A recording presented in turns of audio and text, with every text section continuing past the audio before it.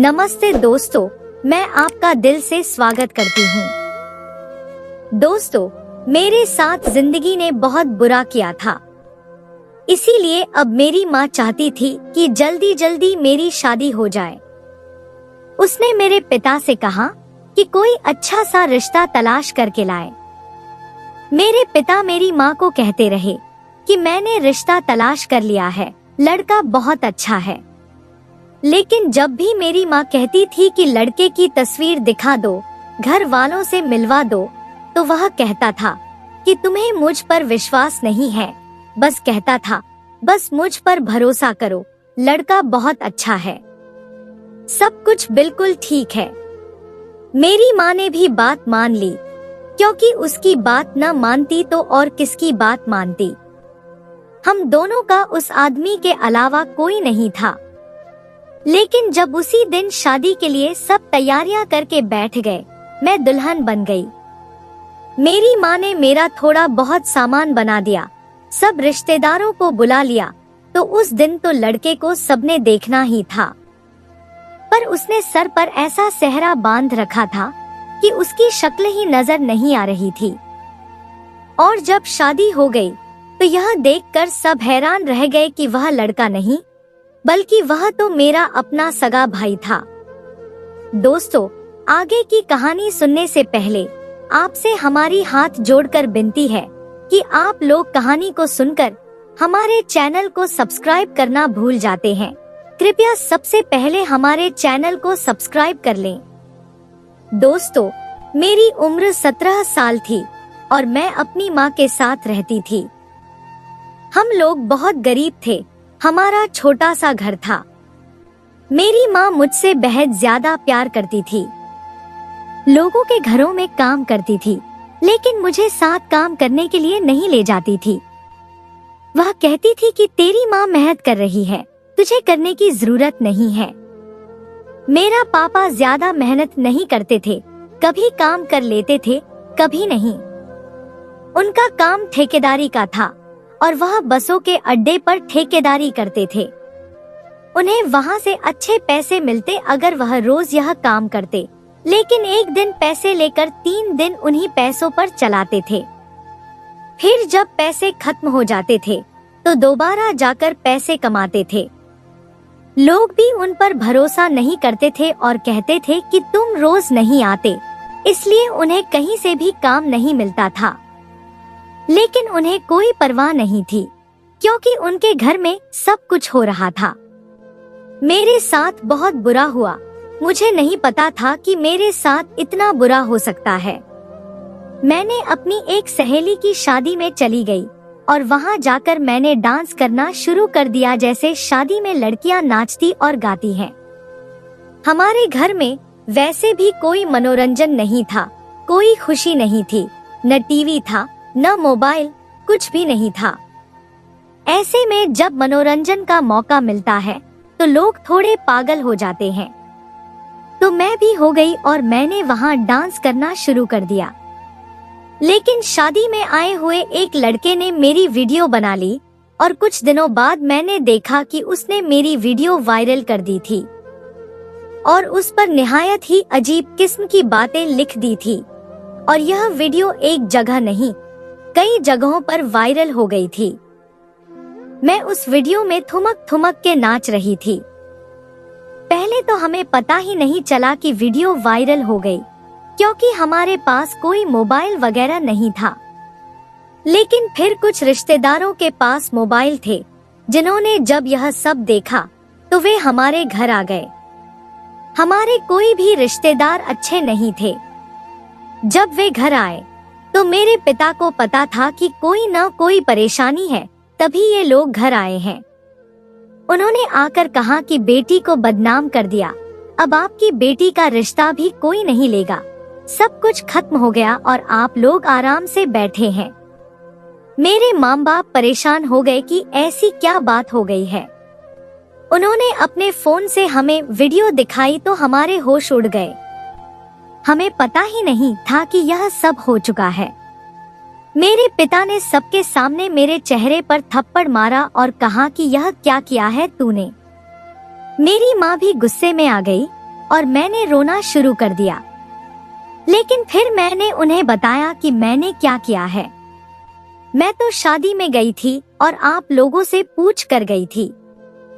और शादी में अगर कोई जाता है और थोड़ा नाच गाना कर लेता है तो इसमें ऐसी कौन सी बात है।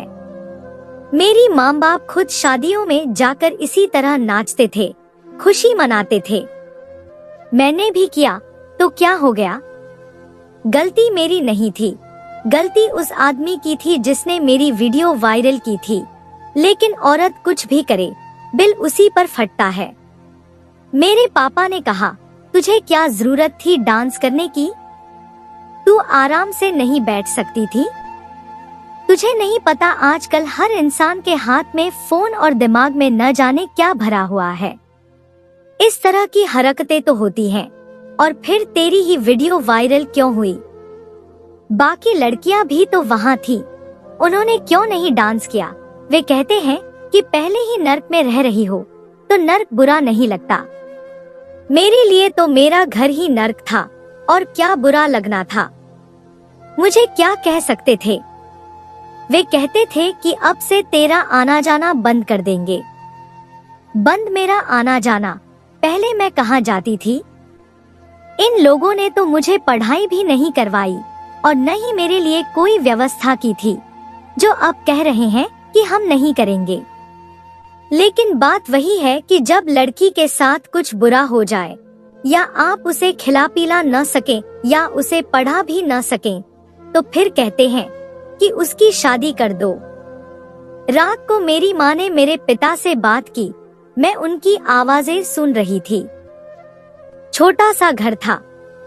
वह कहने लगी, प्रिया की शादी कर देते हैं, कोई लड़का तलाश करते हैं और उसकी शादी हो जाए तो अच्छा है। मेरे पापा कहने लगे, हाँ बात तो तुम्हारी ठीक है, अब यह बदनाम हो गई है, अब इसकी शादी हो ही जाए तो अच्छा है। लेकिन बदनाम होने के बाद इससे शादी करेगा कौन? अरे इतना मुश्किल काम दे दिया तुमने, कहाँ से मैं इसके लिए रिश्ता तलाश करूँगा? मेरी माँ ने कहा, देखो तुम ही कर सकते हो और कोई नहीं कर सकता। मैं तो बाहर नहीं जा सकती, मुझे नहीं पता कहाँ जाऊंगी, क्या करूंगी, किसी से बात करो। वे होते हैं ना रिश्ते करवाने वाले, उनसे बात करो। मेरे पापा ने कहा, उनकी बड़ी फीस होती है। मेरी माँ कहने लगी, कुछ तो करना पड़ेगा, इसकी शादी करवा देते हैं ताकि मामला हल हो जाए। मेरी माँ मेरे पापा के पैरों को दबा रही थी और साथ साथ इस तरह मेहनत कर रही थी जैसे कोई छोटा आदमी किसी बादशाह के सामने मेहनत करता है। बादशाह सलामत, आप ही कुछ कर सकते हैं। उन्होंने भी कह दिया, ठीक है मैं कोई रिश्ता तलाश करूँगा। जगह जगह मारामारी करनी पड़ेगी, पता नहीं क्या क्या करना पड़ेगा। इतने पैसे भी नहीं है मेरे पास। तो मेरी माँ ने अपनी कानों से सोने की आखिरी बालियां उतार के दे दी और कहा, इनको बेच दो और रिश्ते का इंतजाम कर दो। उनको साथ यह भी कह देना कि बस सादगी से विवाह करना चाहते हैं, हम कोई धूमधाम नहीं करना चाहते। बाकी मेरी समिति निकलेगी तो मैं वो भी दे दूंगी। बस मेरी बेटी की शादी करवा दो। रात को मैंने अपनी माँ से कहा, आपकी बेटी किसी के साथ भागकर वापस तो नहीं आई? किसी ने आपकी बेटी पर हमला तो नहीं कर दिया जो आप इस तरह कर रही हैं? अरे वीडियो वायरल हुई है तो इसमें मेरा क्या कसूर है?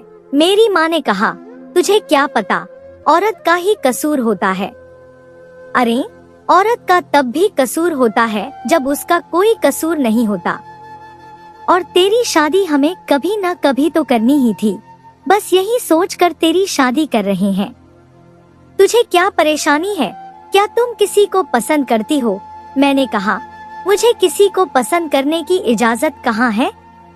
गरीब आदमी मोहब्बत भी करे तो कैसे करे?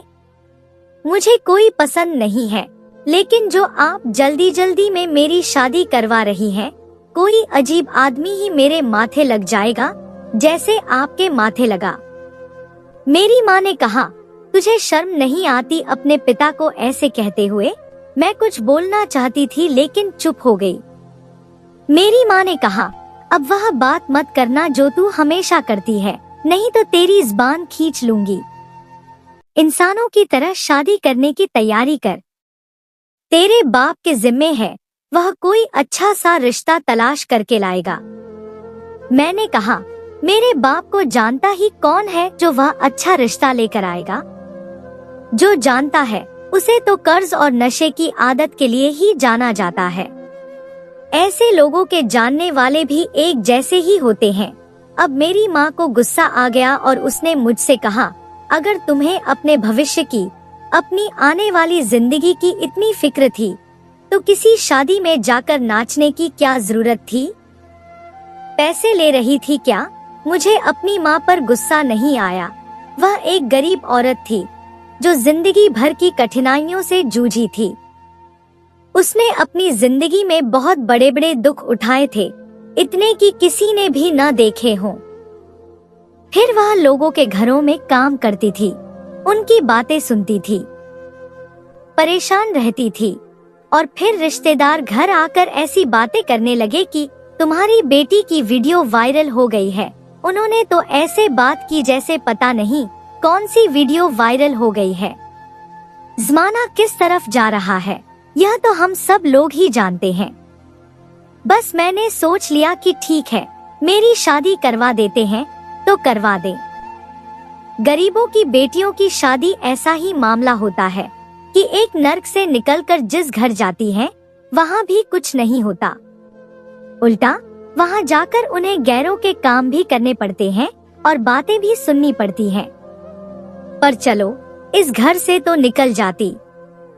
हो सकता है मेरा पति अच्छा इंसान होता, मेरा थोड़ा ख्याल ही कर लेता, कम से कम मेरा कोई अपना तो होता। मैं उसके कंधे पर सिर रख के जी लेती, कभी उसका हाथ पकड़ के यह तो महसूस कर लेती कि मैं अकेली नहीं हूँ। जो भी है, जैसा भी है, मेरे लिए कोई है तो सही। और शादी में रखा क्या होता है? एक हमसफर मिल जाता है जो आपको खुद भी रुलाता है, लेकिन कभी कभी आपके आंसू भी साफ कर देता है। उसकी वजह से भी आपकी जिंदगी में बहुत उधम मचता है, लेकिन आपको संभाल भी लेता है। बस यही शादी होती है। मेरे बाप ने एक दिन घर आकर कहा, आज मैं बहुत बड़ी खुशखबरी लेकर आया हूँ। ऐसा रिश्ता मिला है अपनी प्रिया के लिए कि बस पूछो ही मत। आज सुबह ही मुझे मेरी माँ के साथ मेरी लड़ाई हुई थी और मैंने कहा था कि मैं अपने पापा के लाए हुए रिश्ते वाले लड़के के साथ कभी शादी नहीं करूँगी, क्योंकि इससे तो अच्छा है कि मैं खुदकुशी कर लूँ। और मेरी माँ ने मुझे कहा था, इसीलिए इतना अमीर है और उसे कुछ करने की क्या जरूरत है। मेरी माँ ने कहा, नाम क्या है लड़के का? तो कहने लगा, विजय नाम है। माँ ने कहा, हाँ, नाम तो बड़ा नवाबों वाला है। मेरे पापा ने कहा, नवाब से कम नहीं है, बहुत पैसा है उसके पास। बड़ी मुश्किल से मिला है यह रिश्ता, पता नहीं कहाँ कहाँ धक्के खाने पड़े। तुमने यह सोने की कड़ियाँ दी थी ना, उनके सारे पैसे तो लग गए। मेरी माँ ने कहा, अरे कोई बात नहीं, मुझे कोई दिक्कत नहीं है। मैंने तो कमेटी वाली से बात भी कर ली है। बस जल्दी जल्दी आप हाँ बोल दो और लड़का दिखा दो। मेरे पापा ने कहा, तू पागल तो नहीं हो गई है? तुझे लड़का देखने की क्या जरूरत है? जब इतना अमीर है, रईस है, तो फिर तो उसे देख के क्या करेगी? हमें तो अमीर बंदा चाहिए था, खूबसूरत भी चाहिए था, यह सब कुछ ही उसके अंदर है, तो तुम्हें देखना क्या है? उसको देख के तुम्हें उसकी बेइज्जती करनी है या तुम्हें आखिरी फैसला तब करना है? फैसला हो गया, हम अपनी प्रिया की शादी इसी के साथ करवा रहे हैं। मैं भी यह सब कुछ सुन रही थी, लेकिन मैं कुछ बोलती तो मेरी क्लास लग जाती, इसलिए मैं बोल नहीं रही थी। मेरी माँ ने कहा, लेकिन देखना तो पड़ेगा ना। मेरे पिता ने कहा, मैं देख कर आ चुका हूँ ना, अब तुम्हें क्या देखना है? मैं देख कर आ चुका हूँ अच्छी तरह। बिल्कुल ठीक है, बस मुझ पर भरोसा कर। तुझे तो मेरे पाँव धो के पीने चाहिए कि तेरी बेटी के लिए इतना अच्छा रिश्ता ढूंढ के लाया हूँ। यह कोई आसान काम तो नहीं है, बहुत मुश्किल काम है। कहाँ मिलते हैं ऐसे रिश्ते, और लोग ऐसे रिश्ते के लिए अपनी बेटियों को 5 मिनट में देने को तैयार हो जाते हैं। वो तो कहते हैं कि बस आप हमारी बेटी ले लो, बेशक लड़के की दूसरी शादी हो, तीसरी हो। ऐसे अमीर आदमी को चौथी शादी के लिए भी कोई अपनी कुंवारी लड़की दे देगा, लेकिन खैर से इसकी पहली शादी है। जात पात भी अच्छी है, खून खानदान भी अच्छा है, और शक्ल खूबसूरत का भी अच्छा है, और अमीर भी है। बस और क्या चाहिए होता है? मर्द की शक्ल नहीं, हम कमाई देखते हैं, लेकिन वह शक्ल का भी अच्छा है। तुम अपनी बेटी से कह दो कि शादी की तैयारी करे, वो लोग बारात लेकर आएंगे, बस 3-4 लोग होंगे। शादी की रस्में मंदिर में बैठकर हो जाएंगी, पर घूंघट ना हटाना प्रिया का। फिर प्रिया को घर ले आएंगे, उसके बाद वो घर से आकर लड़की को विदाई करवा के ले जाएगा। मेरी माँ ने कहा, कब? कोई तारीख दे के आए हो क्या?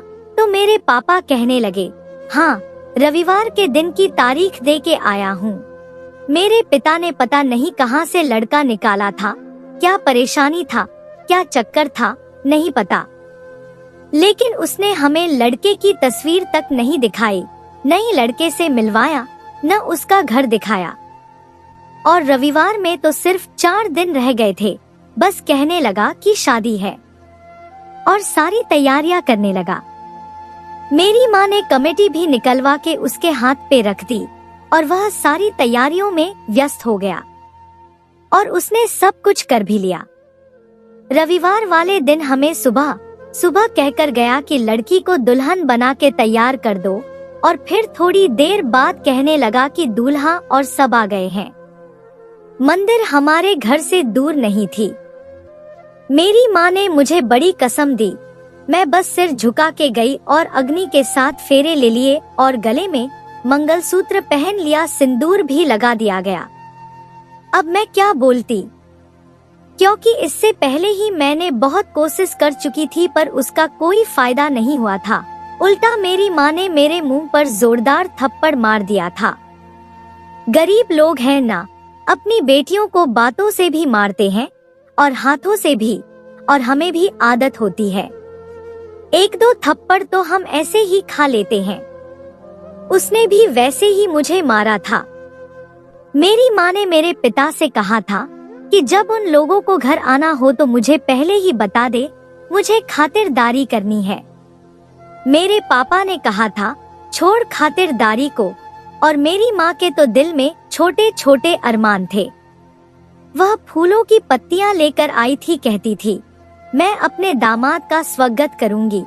मंदिर में शादी तो हो गई थी, पर मेरी माँ चाहती थी कि विदाई घर से हो, और जिस समय उन लोगों को आना था उस समय अचानक मेरे पापा कहीं गायब हो गए।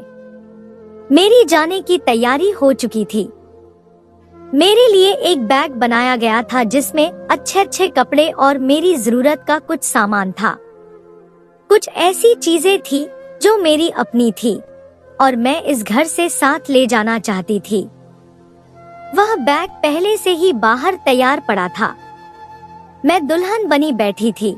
मेरी चादर मेरे पास पड़ी थी कि ऊपर करके निकल जाऊं। दरवाजे पर दस्तक हुई और कुछ लोग अंदर आए। साथ में दूल्हा साहब भी थे। उन्होंने शेरवानी पहन रखी थी और सर पर ऐसा सेहरा पहन रखा था कि उसका चेहरा दिखाई नहीं दे रहा था। इतनी सादगी वाली शादी में फिर इतनी अच्छी तरह से वह तैयार क्यों हुआ था? सादे से कपड़े भी पहन लेता तो क्या बुरा था। अमीर लोगों को क्या शौक होते हैं दूल्हा बनने के? यह तो गरीबों के छोटे छोटे ख्वाब होते हैं। खैर, मेरी माँ ने उन लोगों को बाहर बिठाया। मेरी माँ ने कहा, आपने मेरे पति को कहीं देखा है? वह कहीं दिखाई नहीं दे रहा। मेरी माँ के तो हाथ पैर फूल रहे थे। पहली बार दामाद साहब घर आए बैठे थे और ऐन वक्त पर मेरे पापा पता नहीं कहाँ गायब हो गए, जबकि अभी तक तो वही सब कुछ संभाल भी रहे थे, सब इंतजाम भी देख रहे थे। तो फिर अब कहाँ गायब हो गए थे? मेरी माँ कमरे में आई और कहने लगी, तेरे बाप ने पता नहीं क्या तमाशा बना दिया, कहाँ चला गया है? वह लोग विदाई मांग रहे हैं, तेरे बाप के बिना कैसे विदाई होगी? उनमें से एक आदमी ने कहा, आप विदाई दे दें, लड़की के बाप को लगता है कोई जरूरी काम है जो वह कहीं चले गए हैं। मैंने दिल में सोचा कि इससे ज्यादा जरूरी काम क्या हो सकता है। मैं कमरे में बैठी थी और जाली वाला पर्दा लगा हुआ था। जाली वाले पर्दे की एक खूबसूरती यह होती है कि बाहर से कोई अंदर नहीं देख सकता, लेकिन आप अंदर से बाहर देख सकते हैं। दूल्हा बिल्कुल मेरे सामने कुर्सी पर बैठा था और मैं उसको देख रही थी। थोड़ी देर के बाद उसके हाथ से उसका मोबाइल जमीन पर गिर गया और वह जमीन से मोबाइल उठाने के लिए जरा आगे को झुका। उसके चेहरे पर जो सेहरा था वह हवा में उठा और मुझे उसका चेहरा दिखाई दिया। जैसे ही मुझे उसका चेहरा दिखाई दिया, मेरे कदमों के नीचे से जमीन तो निकल ही गई, मेरे सर से जैसे आसमान भी उड़ गया था। मेरा दिल ऐसे बैठा था जैसे मेरे कदमों में गिर गया हो। मेरा गला तुरंत से सूख गया और मेरे हाथ पांव कांपने लगे। मेरी हालत इतनी खराब होने लगी थी कि मेरी माँ भी हैरान हो गई। उसने कहा, क्या हुआ मेरी बच्ची, क्या हुआ? मैंने कहा, यह दूल्हा कौन है? देखो इसको, यह कौन है? मेरी माँ ने कहा, कौन होगा? विजय है तेरा पति? मैंने कहा, नहीं, यह मेरा पति नहीं है। यह कोई विजय नहीं है, यह तेरा पति है, यानी मेरा बाप है यह मेरा। देखो इसको देखो। मैंने चिल्लाना शुरू कर दिया और तुरंत उठकर चली गई। मेरे कदम भी लड़खड़ा रहे थे, ऐसा लगता था मेरे पूरे शरीर में जान ही नहीं है। जब इंसान पर कोई बेहद दुख ताबड़तोड़ हो जाता है तो उसकी ऐसी ही हालत होती है, और यह वही लोग समझ सकते हैं जो ऐसी हालत से गुजरे हों। मैंने जाकर उस शख्स के चेहरे पर से सेहरा नोच दिया। वह और कोई नहीं, मेरा अपना ही बाप था। करीब था कि मैं बेहोश हो जाती, लेकिन अभी तो मुझे होश में रहना था। यह जानना था कि मुझ पर यह क़यामत क्यों टूटी थी। मेरी माँ की हालत तो मुझसे भी ज्यादा बुरी हो गई। बाकी सब वहाँ से ऐसे रफू चक्कर हो गए जैसे उन्हें पता था कि अगर कोई परेशानी हुआ तो चले जाएंगे। और वह आदमी विजय, वह नवाब जिसके साथ मेरी शादी करवाई गई थी, उसका तो कोई नामो निशान ही नहीं था। वह तो एक ख्याली किरदार था। अब इस घर में सिर्फ मैं, मेरी माँ और मेरा बाप ही रह गए थे। मेरी माँ की आंखों में सवाल थे और मेरे भी। वह सामने खड़ा था। मेरी माँ ने कहा, यह क्या किया तुमने? यह क्या तमाशा लगा रखा है? यह सब कुछ झूठ था। यह क्या झूठा तमाशा लगाया है? उसने कहा, झूठा तमाशा नहीं, शादी हुई है, हो गई है शादी। अब यह मेरी पत्नी है। मेरी माँ ने कोई चीज उठाई और उसके सर पर मारने लगी कि उसने अपने आप को बचा लिया। शर्म नहीं आती अपनी बेटी से शादी करते हुए? तो उस आदमी ने कहा, मेरी बेटी कहाँ है? यह तो तेरी बेटी है, तू लाई थी इसको अपने साथ। मैं इसका सगा बाप तो नहीं हूँ। हाँ, यही वह हकीकत थी जो मेरी माँ मेरी जुबान पर भी नहीं आने देती थी। मैं जब कहती थी कि वह मेरा सगा बाप नहीं है, तो मेरी माँ मेरे मुंह के आगे हाथ रख देती थी। कहती थी, इसने तुझे बाप की तरह पाला है, तेरा सगा बाप नहीं है तो क्या हुआ? तेरे साथ इसका कोई रिश्ता नहीं है तो क्या हुआ? इसने तुझे पाला है। क्योंकि जब मेरी माँ विधवा हुई, मैं उस समय बहुत छोटी थी। उसके बाद मेरी माँ की शादी कराने के लिए बहुत से रिश्ते थे, बहुत से लोग शादी करने को तैयार थे, क्योंकि वह भी मेरी तरह बहुत खूबसूरत थी। लेकिन सब लोग कहते थे कि इस लड़की को छोड़ दो तो हम शादी करेंगे, वरना नहीं। पर मेरी माँ ने सारे रिश्ते छोड़ दिए और एक गरीब आदमी, यानी कि इस आदमी से शादी कर ली। सिर्फ इस आधार पर कि यह मुझे अपने साथ रखने के लिए तैयार था। और मेरी माँ गरीबी की जिंदगी में पड़ गई। मेरे सौतेले बाप का रवैया मेरे साथ हमेशा से ठीक ठाक ही था। उसने कभी मेरी तरफ भी दस्त दराजी नहीं की, कोई ऐसी वैसी बात नहीं की। मैं उस समय बहुत छोटी थी, शायद 6 महीने की थी जब मेरी माँ ने मेरे सौतेले बाप से शादी की थी। इसलिए जिंदगी के कुछ साल तक तो मुझे पता भी नहीं था कि यह मेरा सौतेला बाप है। फिर रिश्तेदारों ने बता दिया और इस तरह से मुझे पता चला। उसके बाद से मुझे नफरत होने लगी, और यह नफरत मेरी माँ के लिए थी कि आपने क्यों किसी और से शादी की और मुझे ऐसे रिश्ते में रखा। मेरी माँ ने कहा, और क्या करती, मैं भी गरीब खानदान से थी। अमीरों के रिश्ते आ रहे थे, लेकिन वो तुम्हें रखना नहीं चाहते थे। यह गरीब था, लेकिन यह तुम्हें रखना चाहता था। मेरे बाप ने हमसे झूठ बोला था, तमाशा किया था, हंगामा किया था, बढ़ा चढ़ा कर कहा था। वह जिस रिश्ते की तारीफें रहा था, वह रिश्ता दरअसल उसका अपना था। कोई विजय अमीर ज्यादा नहीं था, वह सब झूठ बोल रहा था, अपने बारे में कह रहा था। तभी तो उसने हमें किसी भी लड़के की तस्वीर नहीं दिखाई, मिलवाया नहीं, कोई घर नहीं दिखाया। मंदिर में भी खुद ही बैठा था, सबको अपने साथ मिलाया हुआ था। उसने तो हमारी शादी रजिस्टर भी करवा दी थी, मैरिज सर्टिफिकेट भी था उसके पास, मैंने भी उस पर हस्ताक्षर किए थे। मैं तो इतनी भी पढ़ी लिखी नहीं थी कि मैं यह देख लेती कि क्या लिखा हुआ है, बस अपना नाम लिखना आता था, वह भी टेढ़ा मेढ़ा। मेरी माँ ने कहा, तुझे शर्म नहीं आई? उसने कहा, तेरी बेटी बदनाम हो चुकी है। तू क्या चाहती थी कि मैं तेरी बेटी के लिए किसी नौजवान का रिश्ता लेकर आता? अरे, घर की बात घर में ही रह जाएगी।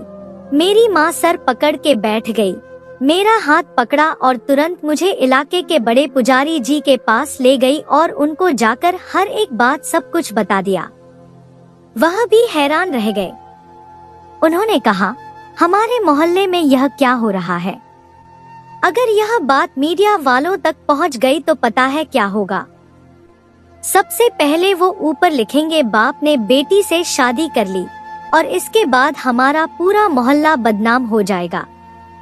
जबकि मेरी माँ और मैं यह बात अच्छी तरह जानते थे कि हमारी संस्कृति में अगर कोई पुरुष एक नारी के गले में मंगलसूत्र डाल दे और मांग में सिंदूर भर दे तो वह पति पत्नी बन जाते हैं। और फिर उसने तो मैरिज सर्टिफिकेट पर भी यह सब कुछ करवा लिया था। अब या तो यह हो सकता था कि हम लोग उसे पर केस करते तो वह कहता कि मैं अपनी पहली पत्नी यानी कि मेरी माँ को तलाक देना चाहता हूँ, और केस वह जीत ही जाता, क्योंकि जब मर्द औरत को साथ न रखना चाहे तो औरत क्या कर सकती है, और FIR में कानूनी तौर पर उसकी पत्नी बन जाती। उसने कहा, अगर बाप सौतेला हो लेकिन उसने किसी औलाद को बेटी की तरह पाला हो तो उसके साथ शादी जायज नहीं है, हराम है। क्योंकि जो एक बार माँ बाप की जगह पर आ जाता है, चाहे उसके साथ आपका खून का रिश्ता न भी हो, उसके साथ आपकी शादी नहीं होती है। लेकिन वह आदमी बहुत चालाक है, उसने बड़े तरीके से यह चाल चली है और सब कुछ पक्का किया है और आप लोगों को कुछ पता न चला। मेरी माँ ने कहा कि हमें तो उसने सारी जिंदगी घर में कैद रखा, बाहर निकलने नहीं दिया, किसी बात का पता न लगने दिया। हम तो हमेशा मासूम ही रहे, हमें क्या पता था कि यह सब कुछ होगा। उसने यह सब इतना बढ़िया प्लान बनाकर किया कि हम लोग कभी भी नहीं पहुंच पाते थे, और अगर मेरी बेटी को पहले बताना पड़ता तो शायद वह तो अभी तक सुहागरात भी मना चुकी होती। मेरी माँ ने रोना शुरू कर दिया। बात तो ऐसी थी कि सब कुछ मेरे से पहले बात बता ली, लेकिन पुजारी ने कहा कि अगर इस तरह के काम होने लगे तो समाज में बहुत बिगाड़ पैदा होगा, इसलिए हम उसे ऐसा नहीं करने देंगे, हम उसे रोकेंगे, हम आपके साथ हैं। तुरंत बुलाओ इसे। उसे बुलाया गया। मोहल्ले के और लोग भी जमा हो गए। उन्होंने कहा, तुम हमारे मोहल्ले में रहकर इस तरह की जलील हरकत नहीं कर सकते हो। तलाक लिख के दो। मजबूर हो गया। सबने उसे मजबूर किया और तलाक लिखवाया। उसके बाद मेरी माँ ने कहा, मुझे भी इस आदमी से तलाक चाहिए, मैं भी इसके साथ नहीं रहना चाहती हूँ।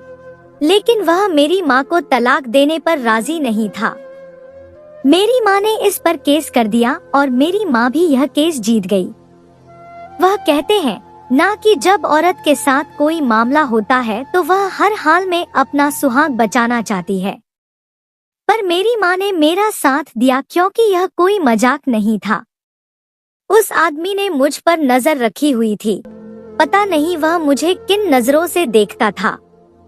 मेरी माँ ने कहा कि मैं उसके साथ कैसे रह सकती हूँ जब मैं तेरे लिए उस आदमी से शादी कर सकती हूँ, तो क्या मैं तेरे लिए उसे छोड़ नहीं सकती?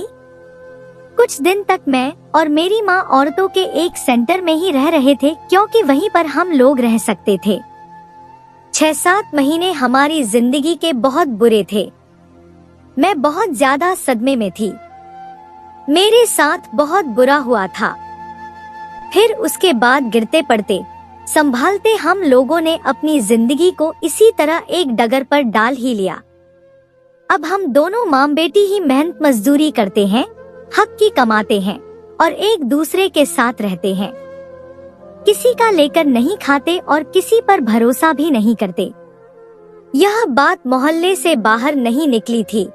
आज इस बात को काफी साल हो गए हैं।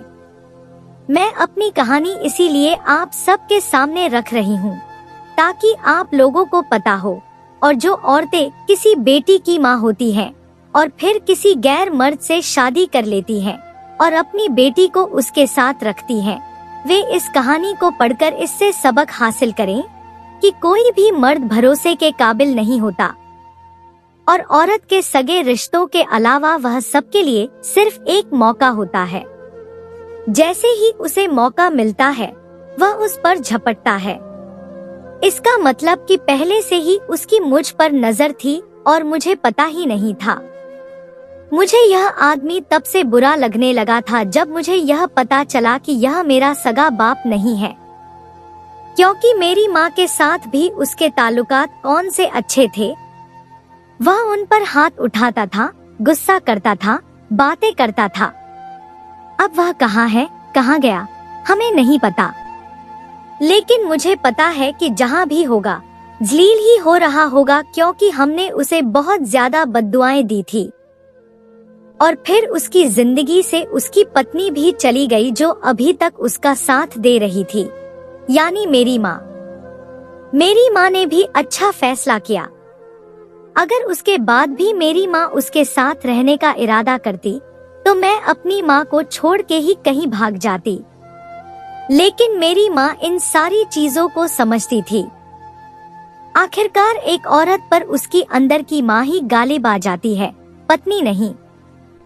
जब औरत माँ बना जाती है तो वह फिर सारी जिंदगी माँ बनके ही सोचती है, चाहे उसके सामने उसका सुहाग ही क्यों न खड़ा हो, और ऐसा ही होना चाहिए।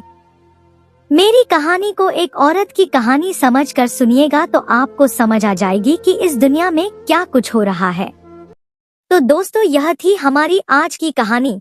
आपको सुनकर कैसी लगी हमें कमेंट करके जरूर बताएं और हमारी वीडियो को ज्यादा से ज्यादा अपने दोस्तों में शेयर करें और हमारे चैनल को भी सब्सक्राइब कर लें ताकि आने वाली वीडियो का नोटिफिकेशन आप तक तुरंत पहुंचे। मैं मिलती हूं आपसे अगली वीडियो में, तब तक के लिए धन्यवाद।